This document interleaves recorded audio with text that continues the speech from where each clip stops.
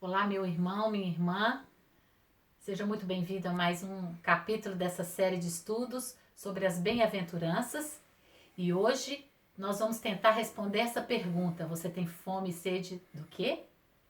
Vamos orar juntos? Senhor Deus eterno Pai, muito obrigada por esse privilégio que temos de abrir as Escrituras com liberdade e estudar mais um pouquinho da sua preciosa palavra.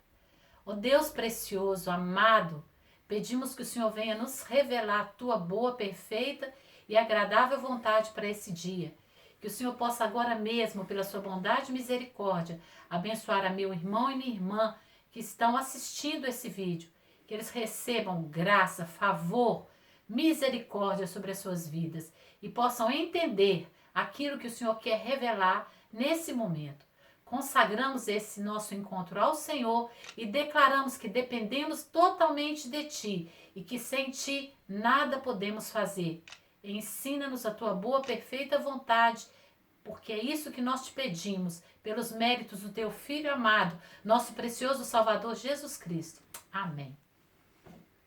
Então, meu irmão, minha irmã, se você está acompanhando essa série de estudos, você já sabe, mas não custa relembrar, que Jesus Cristo, quando ele está pronunciando as bem-aventuranças, essa perícope preciosa dentro do Sermão da Montanha, ele está assentado no alto de uma montanha, certo? Nós estamos trabalhando o Evangelho segundo Mateus, então Mateus vai registrar que ele está assentado no alto de uma montanha, os seus discípulos estão bem próximos junto a ele, e existe ali, na circunvizinhança, uma multidão. Essa multidão, ela é composta de pessoas que foram de alguma forma influenciadas pelo discurso de Jesus, pela pregação de Jesus. Porque Jesus, nós vemos, quando nós lemos Mateus, que no capítulo 4 ele experimenta aquela experiência sobrenatural, né, da tentação no deserto, ele vence Satanás no deserto, ele também chama para si os seus discípulos e depois ele começa a evangelizar. E ele prega então que o reino de Deus é chegado. Ele prega que as pessoas precisam se arrepender porque o reino de Deus é chegado. O reino dos céus é chegado. E essa pregação, ela é, digamos assim, ela é acompanhada, ela é seguida de uma manifestação sobrenatural. Sinais e maravilhas, curas e libertações. Então, pessoas, povos de várias regiões ali se aproximam e eles estão interessados em conhecer melhor quem é esse homem, quem é esse pregador que cura e que liberta as pessoas. Então Jesus se assenta na montanha e começa a ensinar. Agora ele está ensinando, certo? E ele começa ensinando o que nós chamamos dos pilares, ou talvez assim poderíamos usar o termo de uma escada, os degraus que ele espera que os seus discípulos subam, né? Como se fossem pequenos níveis que nós vamos alcançando. Os discípulos de Jesus, e nós somos discípulos de Jesus, estamos ali calcando, alcançando um depois do outro. E ele começa dizendo, bem-aventurados os pobres de espírito, porque deles é o reino dos céus. Depois ele vai dizer o quê? Bem-aventurados os que choram, porque eles serão consolados. Depois ele diz, bem-aventurados os mansos, porque eles herdarão a terra, como se fosse o terceiro degrau. E agora nós vamos para o quarto degrau. Bem-aventurados aqueles que têm fome e sede de justiça, porque eles serão fartos ou eles serão saciados. Onde nós encontramos esse registro? Em Mateus, no capítulo 5. Hoje vamos trabalhar o versículo 6. Bem-aventurados os que têm fome e sede de justiça, porque eles serão saciados. Então Jesus vai dizer para nós que existe um tipo de fome, um tipo de sede, que aquele que tem é mais do que feliz. Imagina, porque a palavra bem-aventurado significa mais do que feliz, pleno, satisfeito, completo. Jesus vai dizer, pleno, satisfeito, completo é aquele que tem fome e sede. Fome e sede de quê? Fome e sede do quê? Jesus completa, fome e sede de justiça. E o que mais que o Senhor Jesus diz? Que quem tem esse tipo de fome, esse tipo de sede, que é a fome e sede por justiça, essa pessoa vai ser saciada, essa pessoa vai ser farta. Nós estamos falando dos seguidores de Jesus, dos discípulos de Jesus, daqueles que se comprometem a viver como ele viveu. Amém? Interessante porque fome e sede são instintos próprios do ser humano. Também de todo ser, de toda criatura viva nesse planeta, certo? Nós precisamos da comida, nós precisamos da bebida para que o nosso organismo possa funcionar perfeitamente.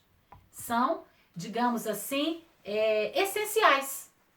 Nós sabemos hoje, pelo conhecimento científico, que é praticamente impossível um ser humano sobreviver com qualidade de vida se ele passar por mais de 3 dias de sede, de abstenção completa de qualquer líquido.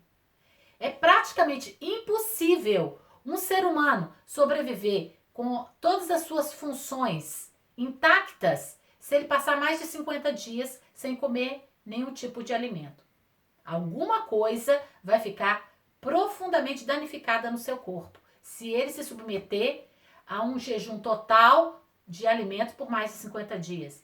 Alguma coisa vai ficar completamente danificada no seu corpo, alguma parte do seu organismo não vai funcionar normalmente nunca mais se ele passar por mais de 3 dias sem nenhum tipo de líquido, especialmente a água, porque nós precisamos dela para sobreviver.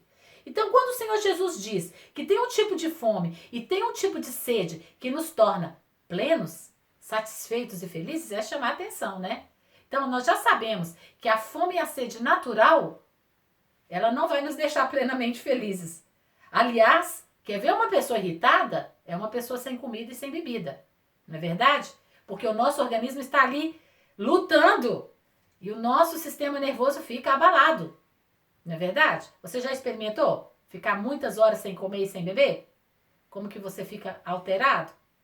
Isso é normal, viu? Isso significa que você está com saúde. Seu corpo está pedindo energia, está pedindo munição para sobreviver direito. Mas nós vamos falar aqui de um outro aspecto de fome e de sede. Amém? Você está comigo? Você está acompanhando? Vamos pensar então um pouquinho o que é justiça. Puxa, é um termo difícil, né? É um termo amplo, abstrato. Quem sou eu para tentar, aqui nesses poucos minutos de reflexão, reduzir esse conceito tão amplo, tão difícil de ser reduzido? Não vou fazer isso, ok? Vou trazer apenas um pequeno conceito para nós começarmos a pensar a respeito. E já deixo de antemão aqui a minha declaração de que ele é muito simples. Não é tão profundo e completo assim, ok? O termo justiça requer uma ampla discussão. Mas vamos ver aqui uma simples e breve explanação do que seria justiça.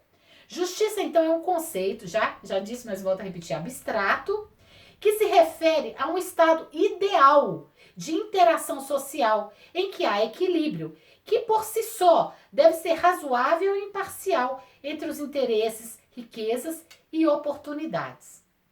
Para os romanos, a justiça era uma forma de deusa, tá? Que eles até adoravam. Havia uma estátua representando a justiça. E a justiça, ela tinha uma venda nos olhos, daí pensar-se que a justiça tinha que ser cega, no sentido de nivelar a todos. Tinha uma espada que ficava ali depositada do lado, a ideia de que a força, a violência só seria usada em última instância.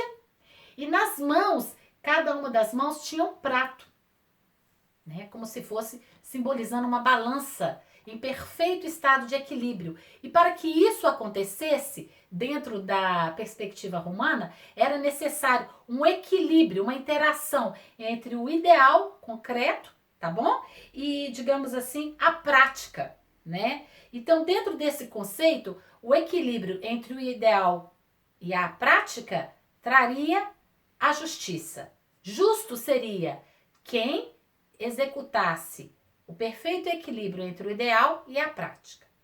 Quando Jesus pronuncia para nós sobre justiça, nós precisamos pensar e entender que essa multidão que está ali aos pés de Jesus, atenta, prestando atenção, querendo aprender dele, é uma multidão que está debaixo da opressão do Império Romano. Tá bom? Então, o Império Romano domina tudo e todos e estabelece os direitos, estabelece as regras da vida. E esse povo, em especial, que está no primeiro momento ouvindo Jesus, essa multidão ela é composta na sua maioria de judeus ou simpatizantes do judaísmo, pessoas que de alguma forma já tiveram contato com o Antigo Testamento. E essas pessoas estão na expectativa da vinda do Messias. Essas pessoas estão esperando aquele que eles chamavam pelo menos nessa época, do mestre da justiça. Aquele que executaria justiça plenamente na terra. E eles tinham também uma expectativa de que esse Messias iria libertá-los do jugo, do domínio do Império Romano. Eles estavam esperando que o Messias trouxesse para eles a liberdade plena dessa dominação que era uma opressão. Então, era uma das expectativas deles. Quando Jesus então começa a falar, eu fico imaginando, meus irmãos e irmãs, que eles prestaram muita atenção quando o Senhor Jesus falou: bem-aventurados os que têm fome e sede de justiça, porque eles serão saciados. Porque, meus irmãos, aquele povo tinha, de fato, fome e sede de justiça. Eles estavam esperando aquele que exerceria justiça e traria para todos eles dignidade, igualdade. Você consegue acompanhar meu pensamento? Então, para eles faz muito sentido essa palavra. Eles prestam muita atenção em Jesus. Amém? E também os opositores que vão aparecer logo depois, em seguida, na sequência, eles também estão prestando atenção. Eles estão ali no meio, né? Misturados a pessoas que estão prestando atenção para ouvir realmente e aprender com Jesus. Vamos ver um pouquinho o que as Escrituras no Antigo Testamento nos falam sobre justiça? Olha só, a palavra de Deus diz no Salmo 89:14 que justiça e direito são a base do trono do Senhor Deus. Benignidade e verdade vão à sua frente. Em Salmos 45:6 e 7, nós lemos: o teu trono, ó Deus, permanece por toda a eternidade. Cetro de justiça é o cetro do seu reino. No Salmo 97:2, a palavra de Deus diz assim: nuvens inescrutáveis e espessas o circundam. Retidão e justiça são o alicerce do seu trono. Salmo 85:13 diz: a justiça seguirá à sua frente com a finalidade de preparar o caminho para os seus passos. Olha que interessante. Já no Antigo Testamento, como eu já disse para vocês, há uma expectativa que o Messias vai exercer justiça. E eles, então, o salmista, não apenas Davi, mas os outros salmistas também, que registram essas belas poesias no livro chamado Salmos, eles declaram para nós, eles revelam para nós como que é a visão que eles têm do reino de Deus. E o reino de Deus é estabelecido com justiça. Impressionante isso, é lindo, né? Imagina o trono. Você consegue imaginar um trono? Pois bem, os alicerces, como nós lemos aqui, a base ou as bases que sustentam o trono no qual o nosso Deus Todo-Poderoso se assenta, são justiça e direito. Justiça e direito. E o cetro, quando a gente pensa em cetro, a gente pensa naquele instrumento, geralmente bonito, né? Coberto de ouro, de joias, que um rei segura.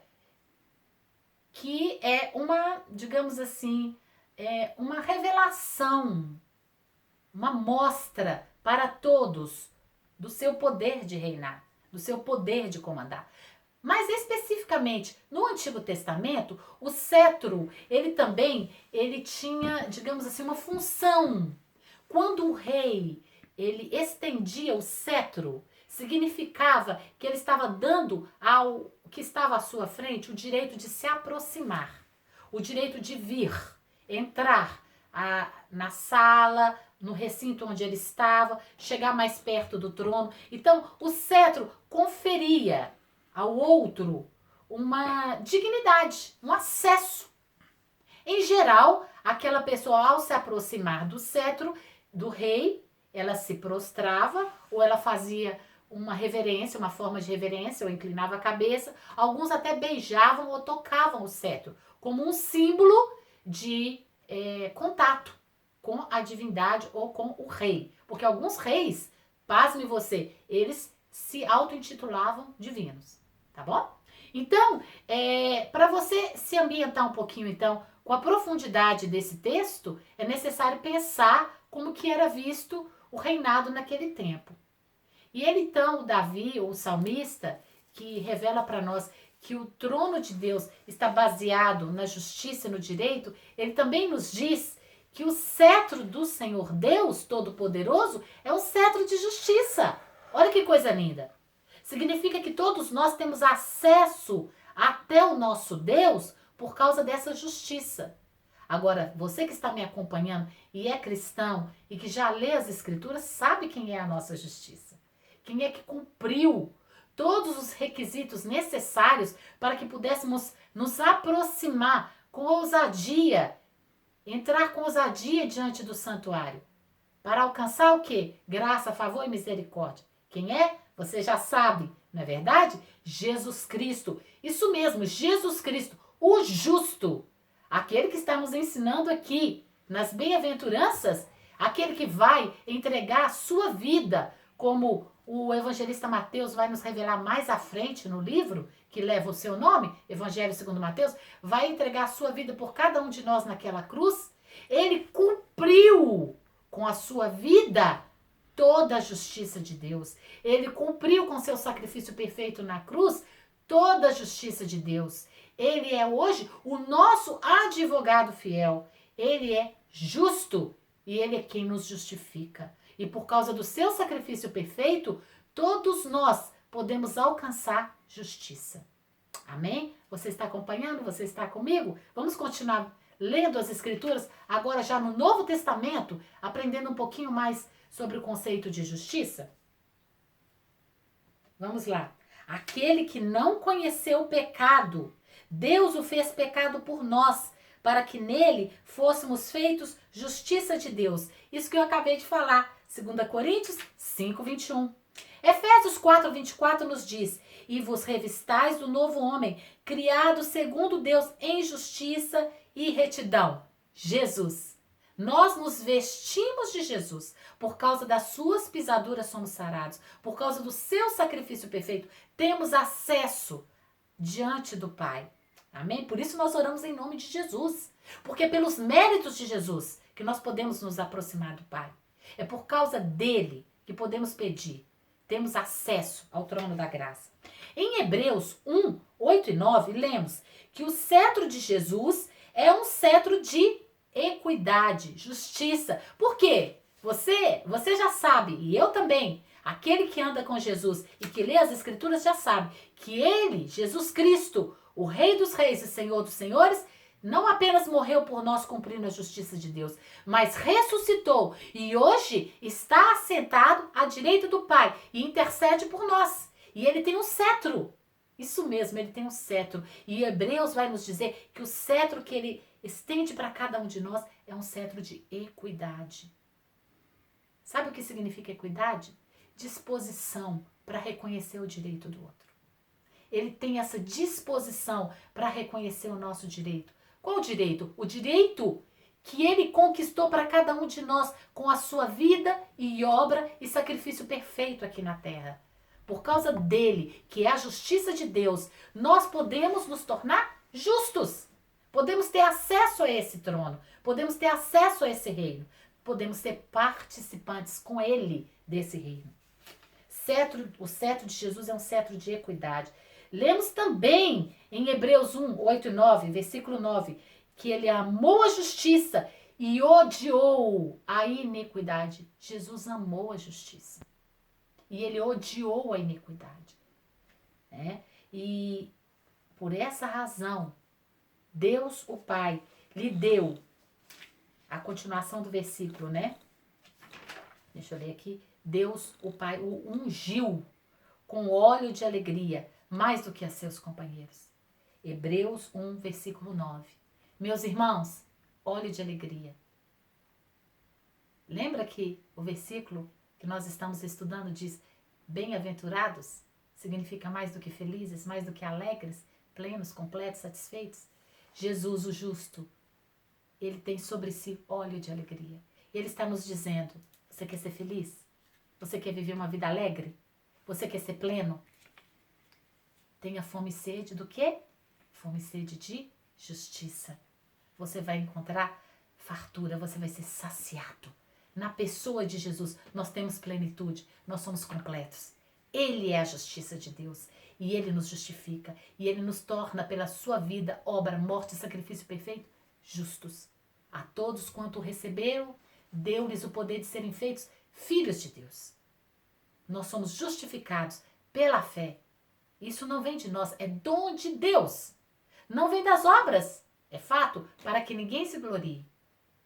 A nossa glória está no sacrifício perfeito que ele já executou por cada um de nós. Amém?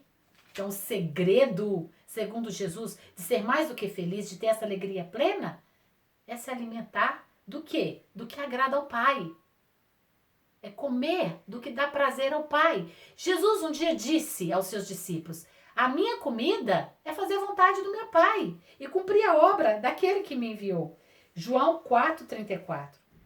Jesus também, que é o nosso advogado perfeito, diz na sua palavra, João, em 1 João 2:1, ele inspirou o evangelista João a dizer isso para nós, né? Se entretanto alguém pecar, temos advogado junto ao Pai, Jesus Cristo, o justo. Aleluia! Glória a Deus. Depois em João 17:4 lemos, ele diz ao Pai, eu te glorifiquei. Jesus, tá? Jesus que está dizendo isso para o Pai. Um pouquinho antes dele entregar a sua vida por nós, ele faz uma oração lindíssima, que você pode ler lá em João, no capítulo 17. Eu estou lendo aqui apenas o versículo 4.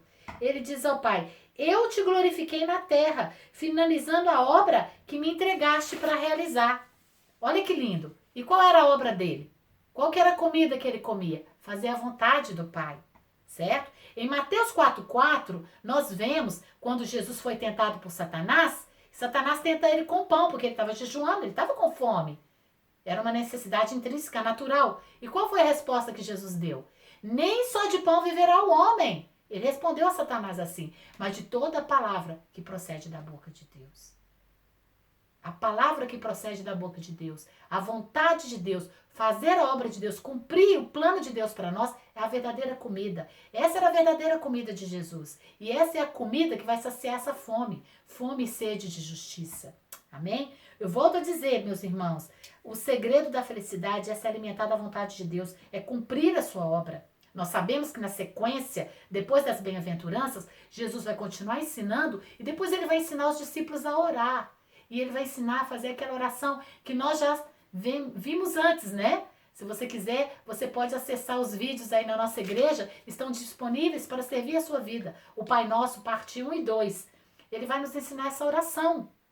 E a máxima dessa oração, ou seja, aquela pequena frase que resume tudo. Venha o teu reino, seja feita a tua vontade, assim na terra como no céu. Nós devemos fazer isso, meus irmãos, como igreja do Senhor Jesus, como corpo de Cristo, trazer o reino para a terra, cumprindo a vontade do Pai. É assim que nós vamos exercer justiça aqui. Aquele que de mim se alimenta, disse Jesus, por mim viverá. João 6,52. Jesus é a nossa justiça. 1 Coríntios 1,30. Jesus é a fonte da água viva. É ele que mata a nossa sede. João 4,13 e 14. Jesus é o pão vivo que desceu do céu. João 6,51. Jesus é o cabeça da igreja. Colossenses 1,18. E nós somos o corpo de Cristo. Cada um entre nós individualmente e somos membros desse corpo. 1 Coríntios 12, 27. Somos convidados a reinar com Cristo. Em 1 Coríntios 6, 9, Paulo diz, não sabeis que os injustos não hão de herdar o reino de Deus? Em Mateus 6,33, Jesus nos disse, mas buscai primeiro o reino de Deus e a sua justiça, e todas as outras coisas vos serão acrescentadas. Meus irmãos queridos, minhas irmãs, nós precisamos ter fome e sede de justiça.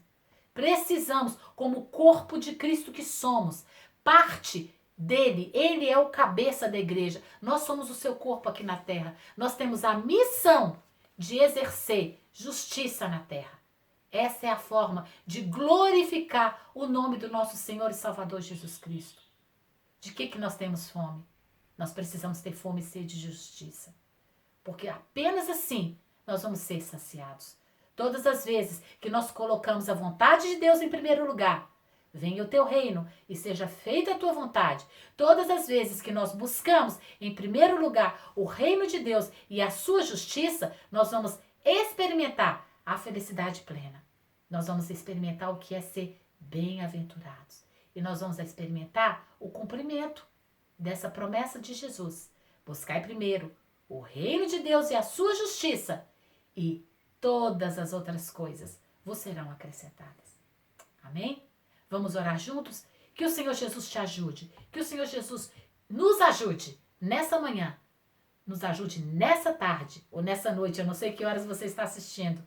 Que o Senhor Jesus nos ajude nessa semana e em todos os dias da nossa vida, pela sua graça e misericórdia, a exercermos justiça na terra, como o corpo de Cristo que somos, ligados a Ele, que é o cabeça da igreja. Que possamos ser instrumentos de justiça por onde vivermos, andarmos, por tudo que falarmos, por tudo que fizermos, que as nossas ações, que as nossas falas, que os nossos encontros sejam ambientes onde a justiça de Deus reina e a sua vontade seja estabelecida. Oremos juntos então. Querido Pai Celestial, te damos graças mais uma vez pelos méritos do nosso amado Senhor e Salvador Jesus Cristo, por estarmos aqui, porque Jesus Cristo justo nos justificou e nele temos a justiça, nele temos a salvação. E por causa do nome de Jesus, que está acima de todo nome, no céu, na terra e debaixo da terra, podemos viver uma vida justa aqui na terra, por causa do sacrifício perfeito, por causa desse sangue derramado em nosso lugar. Somos feitos teus filhos. Por isso, amado Pai Celestial, querido precioso Pai Celestial, te pedimos, ajuda-nos a viver como igreja do Senhor, assim como Jesus viveu. Ajuda-nos a andar como teu Filho amado Jesus andou. Ajuda-nos, ó Pai, a sermos veículos de justiça. Ajuda-nos a termos, todos os dias da nossa vida, fome e sede de justiça, porque queremos ser fartos, queremos ser saciados, cumprindo a tua vontade. E que o teu reino venha e a tua vontade seja feita. Em teu santo nome, Jesus, pedimos.